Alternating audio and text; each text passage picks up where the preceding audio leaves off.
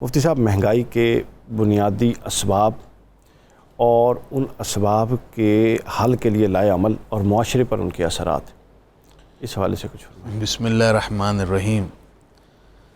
اس topic کے میں سمجھتا ہوں کہ دو بنیادی پہلو ہیں۔ جی، ایک تو ہے تربیتی، ٹھیک ہے، جس کے لیے ہم لوگ یہاں بیٹھے ہیں اور ہمارا مقصد زیادہ سے زیادہ تربیت ہی ہے۔ جی بالکل ایسے، اور دوسرا اس کا عملی پہلو ہے جو ریاست کے ذمہ ہوتا ہے۔ بالکل ٹھیک ہے۔ میں یہ سمجھتا ہوں کہ ان دونوں پہلوؤں سے شاید ہم اپنی ذمہ داری پوری نہیں کر سکے۔ تربیت کا عالم یہ ہے کہ نہ تربیت کرنے والے اس انداز سے تربیت کر پا رہے ہیں، تربیت کرنے والوں کے عنوانات اور موضوعات ہی کچھ اور ہیں، اور جو تربیت لینے والے ہیں وہ بھی تربیت سے ماورا ہو چکے ہیں۔ اب تو عالم یہ ہے کہ تربیت کا اثر بھی نظر نہیں آتا الا ماشاء اللہ۔ اور جہاں تک عملی پہلو ہے، عملی پہلو ہمیں نیوز میں تو بہت نظر آتا ہے، جی لیکن میدان میں بہت کم نظر آتا ہے۔ اللہ کرے ان دونوں پہلوؤں سے اس ملک میں اثرات اور فوائد اور ثمرات ظاہر ہو سکیں۔ جہاں تک بات ہے قرآن و سنت کی، اور اس میں اس ٹاپک کو متعدد حوالوں سے ایڈریس کیا گیا ہے۔ جی، اس میں قرآن مجید کو اگر آپ دیکھیں تو بنیادی چیزیں جو ذکر کی گئی ہیں اس میں ایک سورہ مطففین ہے، جس میں سوسائٹی میں جو لین دین کے حوالے سے کوتاہی اور خطا تھی، جس کے اثرات پورے معاشرے کو بھگتنے پڑتے ہیں، اس کا ذکر کر کے اس پر اللہ کی ناراضگی، اس سے ریلیٹڈ احکام، اور پھر قوم شعیب کا حوالہ اس میں پیش کیا گیا۔ جی، چنانچہ ارشاد فرمایا ویل تباہی ہے، للمطففین، تباہی ہے کمی کرنے والوں کے لیے۔ اوف اوف اوف اوف۔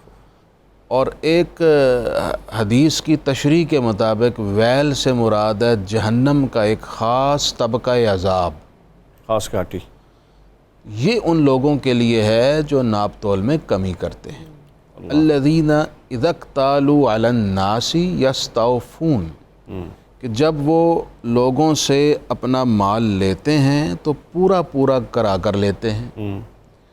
وَإِذَا قَالُوهُمْ أَوْ وَزَنُوهُمْ يُخْسِرُونَ، لیکن اگر انہیں ناپ کر دیں یا تول کر دیں تو اس میں وہ کمی کرتے ہیں اور ڈنڈی مارتے ہیں اور اپنا حصہ رکھ لیتے ہیں۔ بالکل صحیح۔ اچھا، اب یہ مہنگائی کا بنیادی سبب تو ہم نہیں کہہ سکتے، لیکن یہ بھی ایک سبب ضرور ہے۔ بالکل ٹھیک ہے۔ حضرت شعیب علیہ السلام کی قوم میں جب یہ عادات پیدا ہوئیں تو اللہ تعالیٰ جل شانہ نے اس قوم کو سمجھانے کے لیے حضرت شعیب کو مبعوث کیا، بالکل ٹھیک، جنہوں نے قوم کی تربیت شب و روز کی اور کنٹینیوسلی کی۔ ٹھیک ہے۔ فرق نہیں پڑا، ان کے کان پر جوں تک نہ رینگی۔ اور یہ ڈاکٹر صاحب بات بہت غور طلب ہے کہ جو قوم اللہ کے حکم سن کر اس کو لائق توجہ نہیں سمجھتی اور نظر انداز کرتی ہے، اس قوم پر پھر اللہ رب العزت کی جانب سے سختیاں ظاہر ہوتی ہیں۔ چنانچہ قوم شعیب پر اللہ تعالیٰ نے 3 طرح کے عذاب اتارے۔ اوف۔ پہلا عذاب یہ تھا کہ اس قوم میں زلزلہ آیا، جس سے ان کا بہت نقصان ہوا۔ دوسرا عذاب یہ تھا کہ ایک ایسا ساؤنڈ آسمان سے ظاہر ہوا، ایک ایسی آواز جس سے ان کے کلیجے پھٹ گئے، وہ ناقابل برداشت، بہت لاؤڈلی آواز تھی جس کو برداشت نہیں کیا جا سکا۔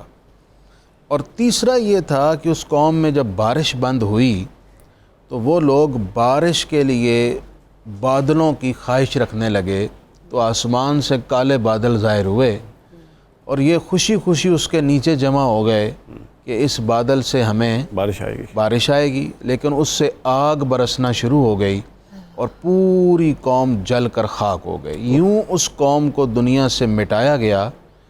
ان کے مٹ جانے کے اسباب اور بھی کئی تھے، لیکن اللہ تعالیٰ نے جو خاص طور پر قرآن میں ذکر کر کے اہل قرآن کو اس عادت سے بچنے کی ترغیب دی ہے، وہ یہی ہے کہ وہ لین دین کے معاملات میں اللہ کے حکم کو فراموش کرتے اور نظر انداز کرتے تھے۔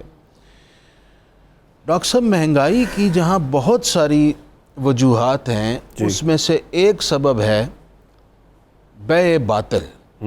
بیع باطل یہ ہے کہ بندہ دھوکہ، فراڈ، چیٹنگ کرے، اور وہ چیٹنگ اور فراڈ اور دھوکہ جو ہے اسی کا ایک حصہ ذخیرہ اندوزی ہے، اسی کا ایک حصہ ہے کسی کے کو کچھ بتا کر کوالٹی کوئی ذکر کر کے اس کو کوالٹی کوئی اور دے دینا، کوانٹٹی میں گڑبڑ کر دینا، بالکل صحیح۔ اشیاء کی قیمتیں مارکیٹ میں بڑھا دینا، ناجائز منافعوں کا بڑھا دینا، یہ سب شریعت مطہرہ کی روشنی میں بیع باطل کے زمرے میں آتا ہے۔ بالکل ٹھیک ہے۔ یعنی قرآن مجید نے اس کے بارے سے کہا لا تأکلوا اموالکم بینکم بالباطل، لوگو بے شک، آپس میں باطل اور ناجائز طریقے سے ایک دوسرے کے مال مت کھاؤ۔ بالکل ٹھیک۔ یہ ایک ایسی کمپریہنسو آیت ہے جس میں اس طرح کے جتنے معاملات ہیں اس کی بنیادی طور پر شرعی حکم بیان فرما دیا گیا، اصول بیان یہ کرتے ہیں۔ تمہارے لیے جائز بالکل ٹھیک، اور روا نہیں۔ بالکل ٹھیک ہے۔